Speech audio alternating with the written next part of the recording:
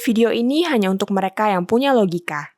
Bagi yang tidak punya logika, skip aja. Semakin mendekati 2024, makin banyak tokoh yang ngamuk-ngamuk, termasuk pakar ekonomi Dr. Rizal Ramli. Dia ini sebenarnya punya reputasi yang tinggi. Dia pernah menduduki jabatan menteri, baik di pemerintahan Gus Dur maupun Jokowi. Dia bahkan pernah menjadi anggota tim panel penasehat ekonomi PBB. Jadi rekam jejaknya sih meyakinkan. Namun sekarang dia seperti kehilangan seluruh kepakarannya. Dia misalnya saja baru men-tweet kemarahannya atas pernyataan Jokowi soal Ganjar Pranowo. Pekan lalu, di hadapan ribuan pendukungnya di Gelora Bung Karno, Jokowi memang mengeluarkan pernyataan yang bisa dibaca sebagai dukungannya pada Ganjar for the next president. Dalam pidatonya, Jokowi bicara soal capres yang memikirkan rakyat. Kualitas capres yang memikirkan rakyat, kata Jokowi, akan terlihat dari wajahnya. Jokowi mengingatkan pendukungnya agar tidak salah memilih pemimpin. Kata Jokowi, pemimpin yang raut wajahnya banyak kerutan dan beruban putih adalah pemimpin yang memikirkan rakyat. Sedangkan pemimpin yang wajahnya mulus atau kinclong meragukan.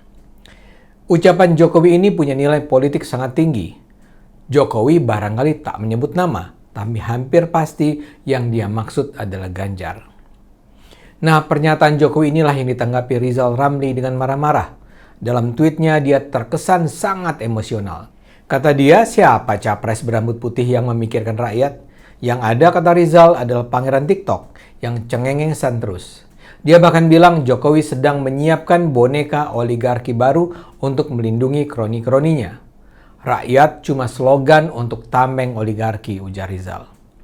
Anda bisa lihat betapa marahnya Rizal. Dia marah bukan hanya pada Jokowi, tapi juga pada Ganjar yang jelas dikampanyekan Jokowi. Respons lain datang dari Kepala Badan Komunikasi Strategis Partai Demokrat, Herzaki Mahendra Putra. Jujurnya, kalau dia sih kelewat serius. Siapapun tahu bahwa ucapan Jokowi itu bernada guyon.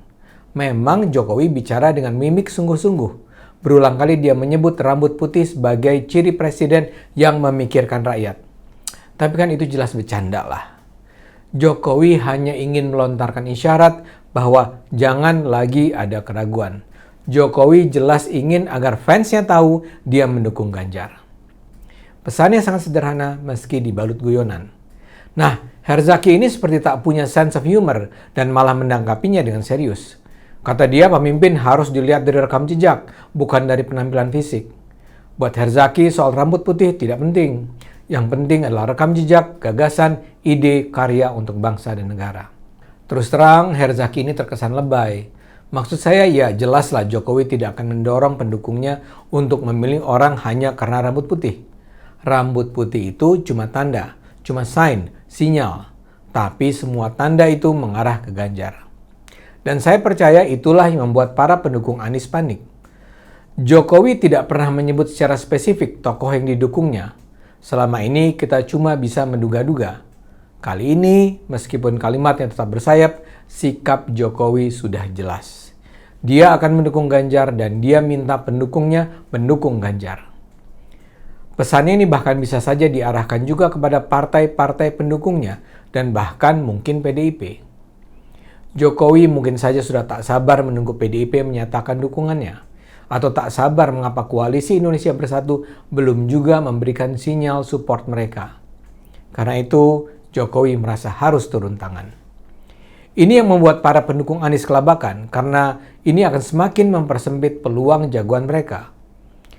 Apalagi kalau ajang Pilpres bisa diibaratkan turnamen sepak bola, Ganjar saat ini berada kokoh di puncak. Hasil survei SMRC terbaru menunjukkan Ganjar semakin jauh meninggalkan pesaing-pesaingnya. Survei menunjukkan dukungan terhadap Ganjar semakin menguat.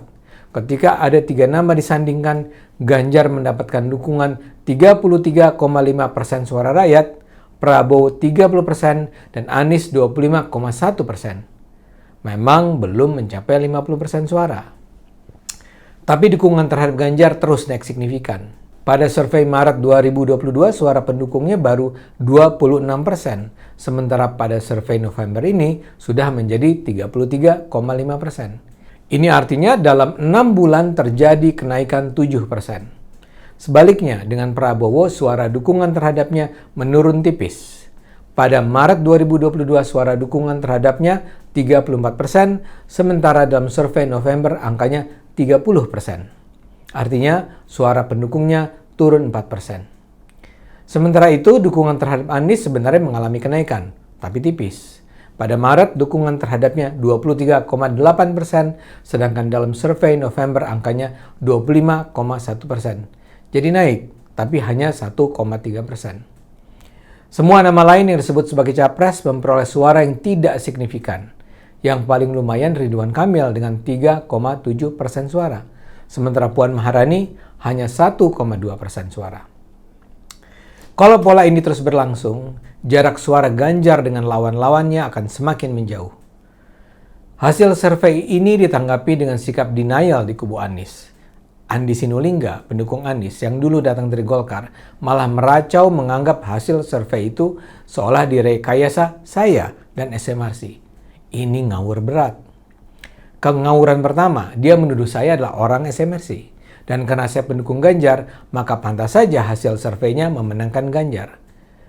Dia ngawur, sengawur-ngawurnya menyangka saya masih menjadi peneliti SMRC. Saya sudah berhenti dari SMRC sejak sekitar 2 tahun yang lalu lah. Kalau sekarang saya masih suka mengutip SMRC ya karena saya tahu kualitas penelitian mereka. Dan saya percaya SMRC adalah lembaga penelitian terbaik di Indonesia. Kengawuran yang kedua, dia mengira lembaga penelitian sebesar SMRC akan bersedia merekayasa hasil survei. SMRC itu menjadi besar antara lain karena integritas mereka.